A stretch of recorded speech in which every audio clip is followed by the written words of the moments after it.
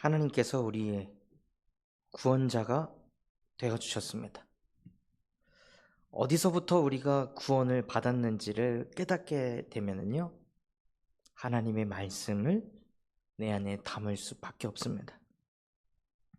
그래서 내가 어디에서 구원받았는지 그것이 실제 확인되시는 오늘 예배가 되시기 바랍니다. 하나님께서도 계속해서 이스라엘 백성에게 애굽의 종되었던 너를 구원한 나는 여호와다.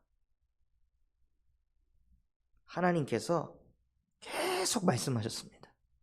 어디서 구원받았는지, 어디서 해방받았는지, 어디서 건져내셨는지 그것을 계속 말씀하십니다.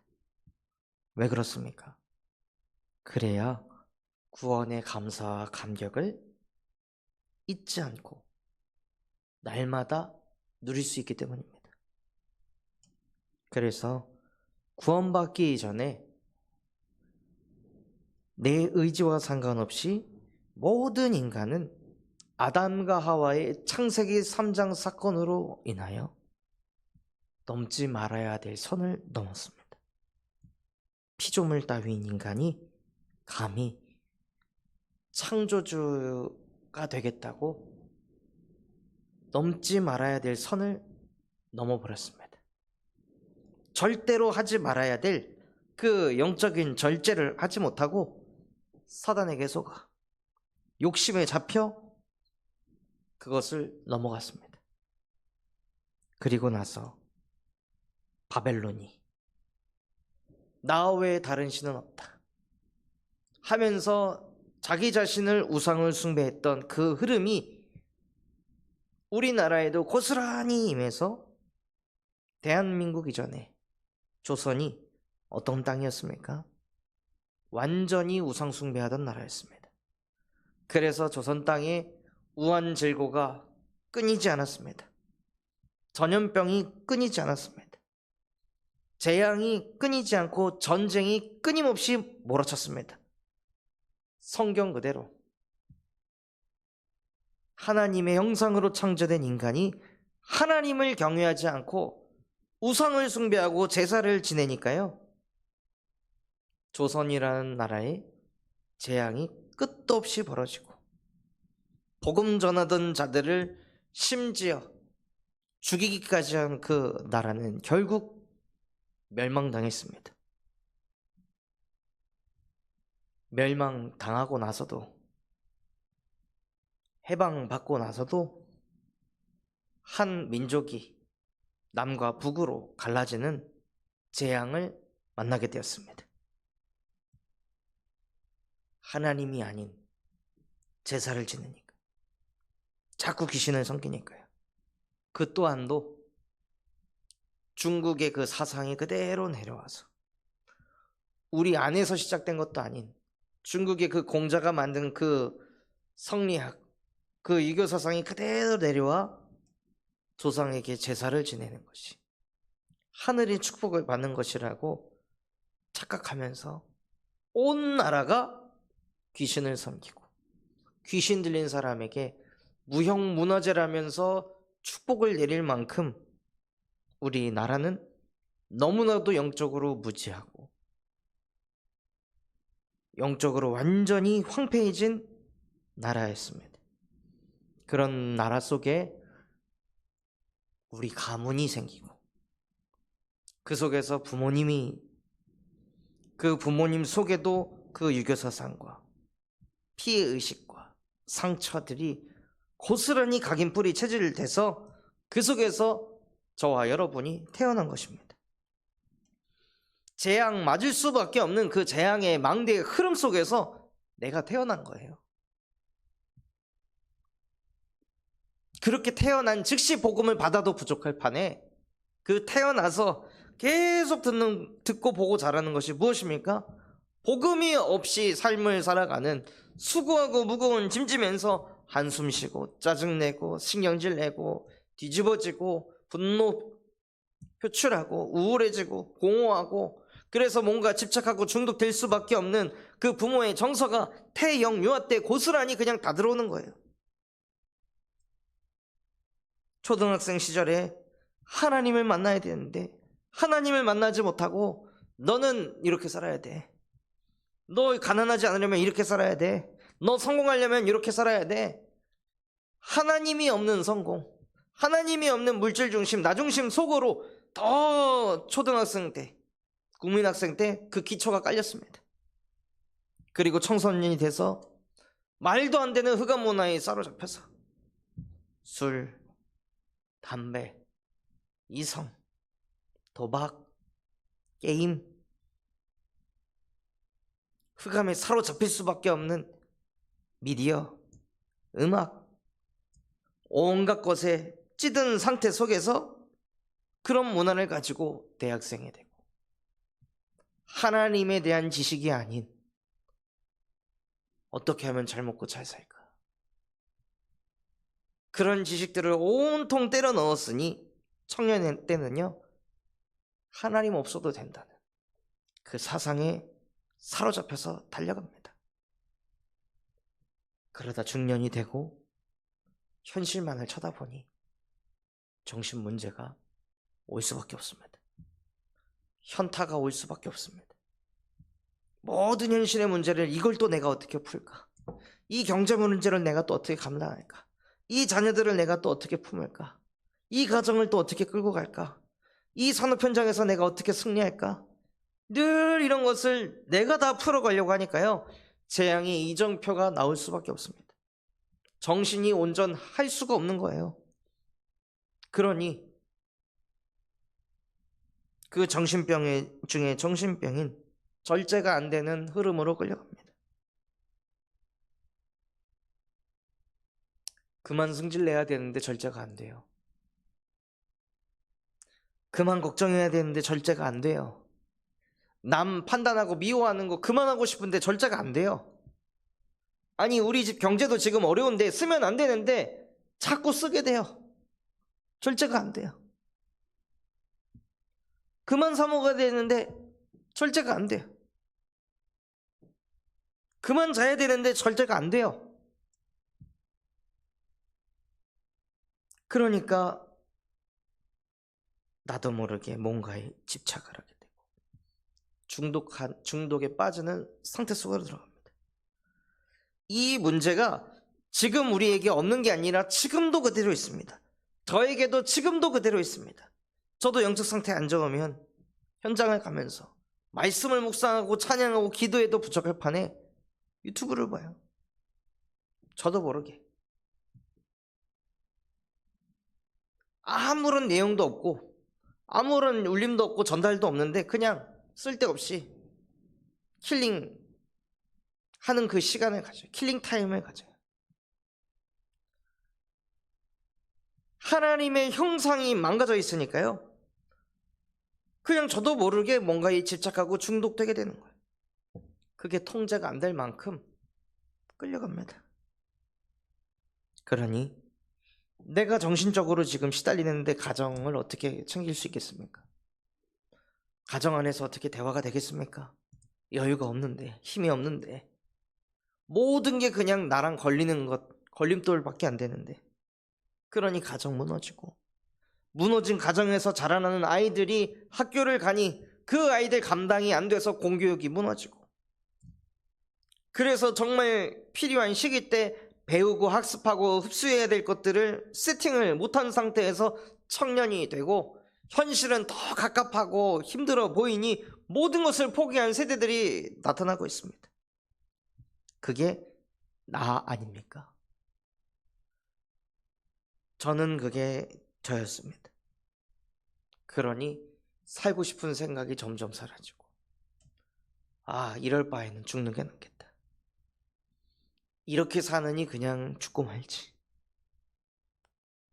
죽고 싶다. 그런 말들이 서슴없이 나오는 상태가 되었습니다. 그걸 넘어서 뭔가에 집착하고 중독되다 보니 범죄를 저지르고 그걸 넘어서 아예 내가 조절이 안 되는 정신병의 시대가 찾아왔습니다. 그 속에 내가 있다는 거예요. 지금 나는 여기에서 자유합니까? 저 또한도 하나님의 형상을 회복하는 그 300% 각인하는 그 시간 없으면요, 빛의 속도로 여기로 들어가더라고요. 감정일이 조절이 안 돼요. 화나는 게 조절이 안 돼요. 짜증나는 게 조절이 안 돼요. 이상하게 뭔가 다 막 짜증나고 화나고 열받는 이 마음과 감정이 조절이 안 돼요. 통제를 벗어난 상태가 가게 됩니다. 그러니 아무것도 하기 싫고 번아웃이 막 찾아오는 그 상태가, 지금도 복음에 집중하지 않으면요, 저도 모르게 빛의 속도로 이 재앙의 망대 여정 이정표로 빨리 들어갑니다. 이 가운데 있었던 내가 구원을 받는 게 가능한 일이겠습니까? 이렇게 하나님이 완전히 배제된 상태 속에서 각인 뿌리 체질된 내가 하나님이 살아계신다는 게 믿어진다는 게 이게 가능한 일이겠습니까? 이 모든 문제가 창세기 3장으로부터 시작된 문제라고 깨달아지는 게 이게 가능한 일이겠습니까? 절대 불가능한 일입니다. 태어날 때부터 이미 재앙의 망대가 세팅이 되어 있기 때문에 그게 문제가 아니라는 생각을 할 수밖에 없습니다. 뭔 창세기 3장의 문제야. 내가 이렇게 자란 게 문제지. 시대적인 문제지. 시대의 배경의 문제지. 가정 가문의 문제지. 무슨 창세기 3장의 문제야. 무슨 인간이 하나님 떠났기 때문에 찾아온 문제야. 무슨 사단이 어디 있고 귀신이 어디 있고. 원래 그럴 수밖에 없는 게 인간입니다. 귀신 얘기하면 짜증나고 사단 얘기하면 말도 안 된다고 생각하고, 그게 원래 인간입니다. 흑암에 태어나기 전부터 사로잡혀 있습니다. 그리고 살아가면서 더 내 안에 흑암을 채우고 재앙을 만나고 재앙의 여정 이정표를 계속 쌓다 보니까요, 빛이 비춰져도 어둠이 깨닫지 못하는 게 당연합니다. 그렇게 구원받기 이전에 완전히 멸망당할 수밖에 없는, 이번 주 읽었던 말씀처럼 도대체 왜 이런 문제가 생기는지 그 근원을 알지 못하고 이걸 막기 위해서 많은 주술, 마법, 주문, 온갖 것을 쏟아부어도 안 되는 나, 완전히 무너지는 나, 완전히 망가지는 나, 그런 나를 하나님께서 구원하셨구나. 그런 나를 창세기 3장으로 인해 영원한 재앙과 저주 멸망 가운데 있을 수밖에 없는 나, 근원적인 이유가 뭔지 몰라가지고 영원히 유리방황할 수밖에 없는 나에게 창세기 3장 15절 여자의 후손을 보내서 뱀의 머리를 박살낼 것이다. 모든 재앙의 근원을 여자의 후손 대신 그리스도께서 십자가에 못 박고 끝냈다.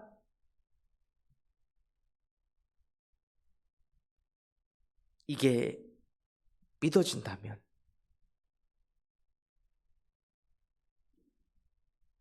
그게 정말 축복 아닙니까? 그게 은혜라고 하는 것입니다.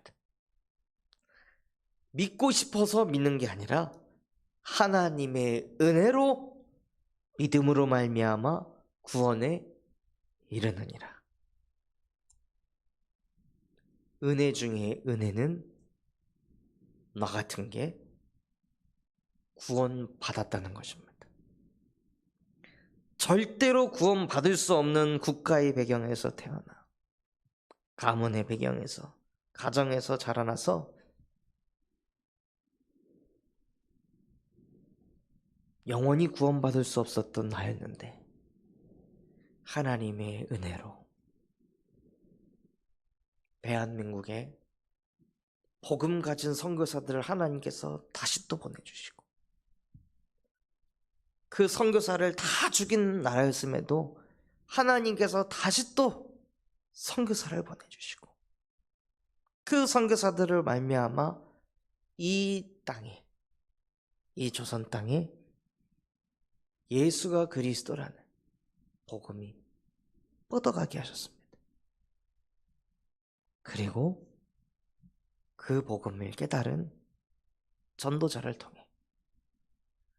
그 모든 근본의 문제를 십자가에서 끝내셨다는 복음이 정리된 전도자의 메시지를 들어 구원받았다는 것은요, 이건 정말 기적 중의 기적입니다.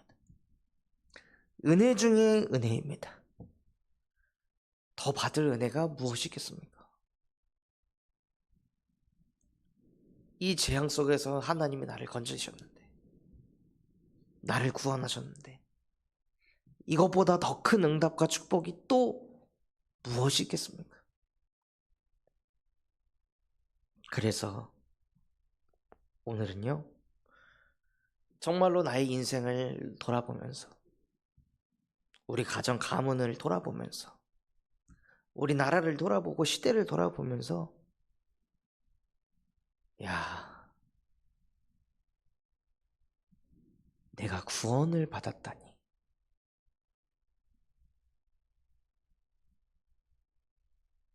이런 나를 하나님께서 구원을 하셨다니. 나의 구원자는 만군의 여호와 하나님이시다.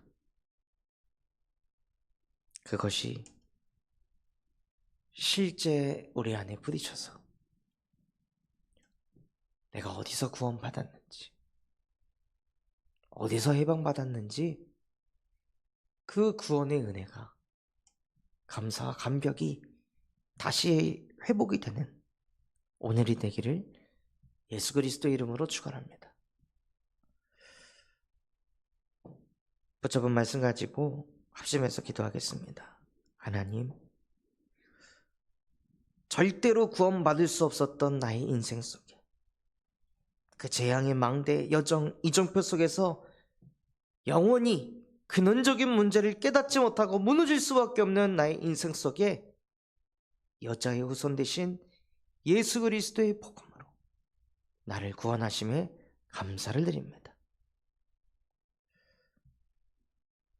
우리 군산참소망교회가 금토일 시대를 열고 세 가지 뜰이 세워지게 하시며 청년전도 운동이 일어나고 8번째 렘넌트를 세우는 렘넌트 시스템과 성경적 다락방 전도운동이 100곳에 일어나게 하여 주시옵소서. 바티전 선교연을 통해 미래를 살리는 7천 전문 지도자가 세워지게 하시고 호프 동아리를 통하여 마약 예방 교육을 할 전문인과 사역할 제자들이 세워지게 하여 주시옵소서. 인도 전도학교를 통해 인도 복음화가 실제 이뤄지게 하여 주시옵소서. 그럼 마음과 중심을 담아 합심해서 기도하겠습니다.